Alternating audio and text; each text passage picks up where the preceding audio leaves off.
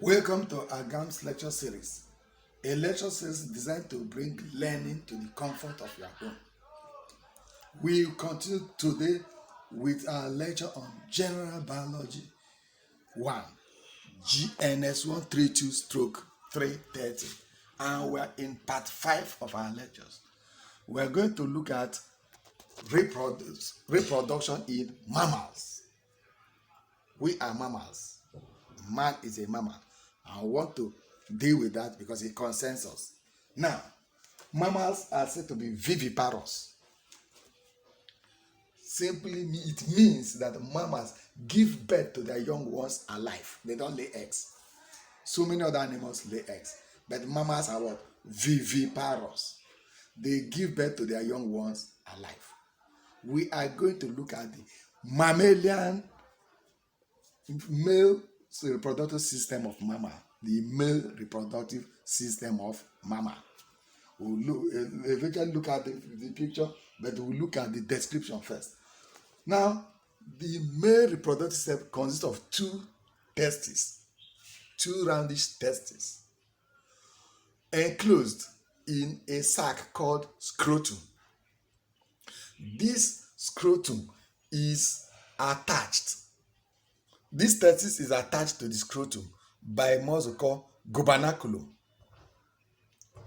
Inside the testis, there are tubules called seminiferous tubules. Seminiferous tubules.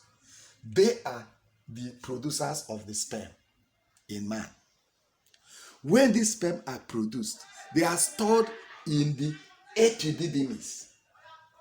Epididymis. They are stored in the epididymis. From the epididymis, the sperm can pass through the vas deferens through a tube called the vas deferens and enter the urethra. The urethra is the opening that finally comes out through our penis. The opening of the penis is what we call the what? Urethra. What is the penis? The penis is an intromittent organ or an ejaculatory organ that introduces sperm into the reproductive system or vagina of the female.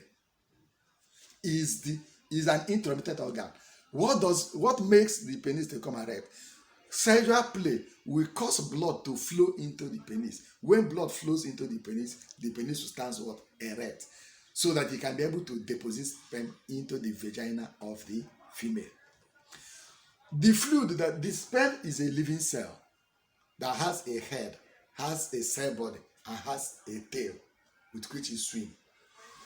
But the sperm swims in a fluid called seminal fluid. Seminal fluid. And this seminal fluid is produced by three glands. The seminal vesicle produces seminal fluid. The corpus gland produces a fluid. The prostate gland produces a fluid. All this fluid is what we call semen. And that semen is what sperm swims in. Some of this fluid make the environment slippery. Some of them feed the sperm. Some of them give it strength. So this semen is what sperm swims in as it enters the vagina. Let's look at male reproductive system. If you look at this diagram here, you will see the penis. You see the opening inside the penis, the urethra. You see the tissues along the penis. That's where blood enters for the penis to be erect. You see the testis. You see the scrotum where it is held. A muscle that attaches to the scrotum is called the gubernaculum. See the glands. The glands are here. The seminal vesicle, the prostate gland, the corpus gland. All of them produce fluid called what? Semen, through which sperm swims. Every man has a prostate, and that's why when men at the age of 5 to 50, they could have prostate gland. This prostate is just the enlargement of this prostate. The enlargement of this prostate. From this vas deferens, the sperm enters into the urethra, and from this penis, it can be deposited into the vagina.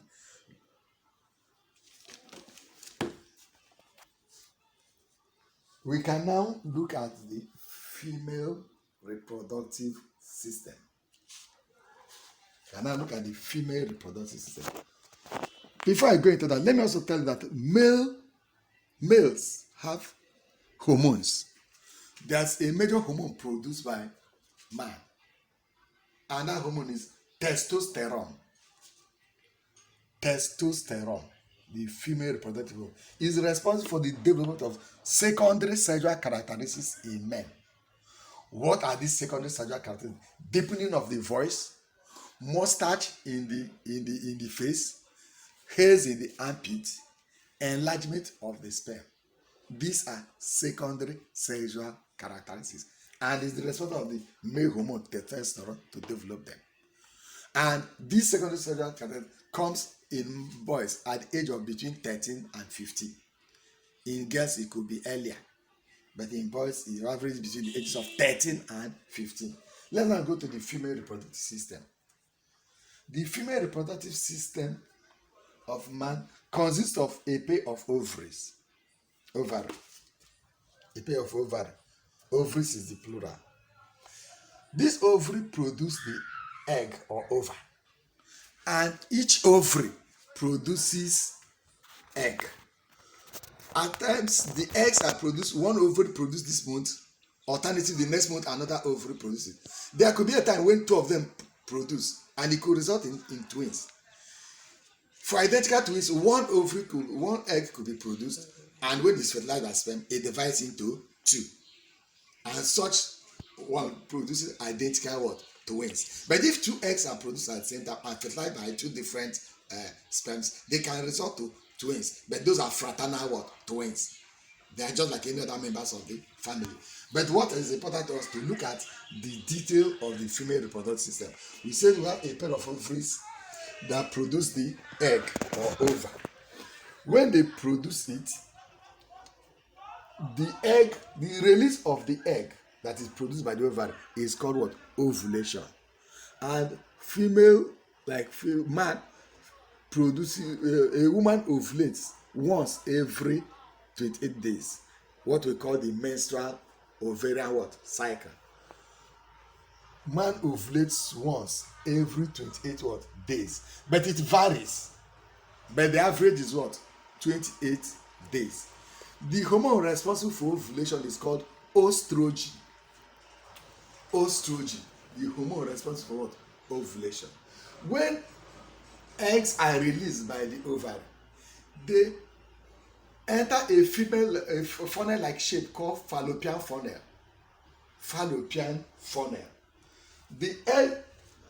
That fallopian funnel has cilia-like structures that try to draw the eggs up into that funnel. When the eggs draw up into the funnel, they go to the back of the fallopian funnel, and that part is the oviduct. That oviduct is where fertilization will take place, if there's going to be fertilization.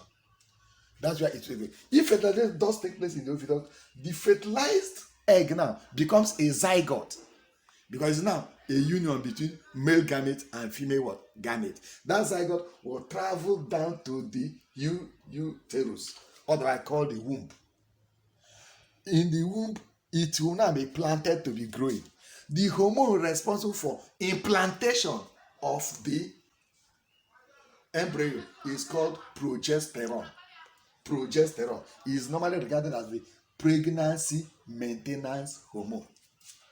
It causes the lining of the uterus with blood capillaries and every other needed development of the placenta, and the placenta is a link between the wall of the woman and the embryo. When an umbilical cord connects the placenta to the woman, so the umbilical cord connects the woman to the baby to the placenta, and the placenta connects to the wall of the woman.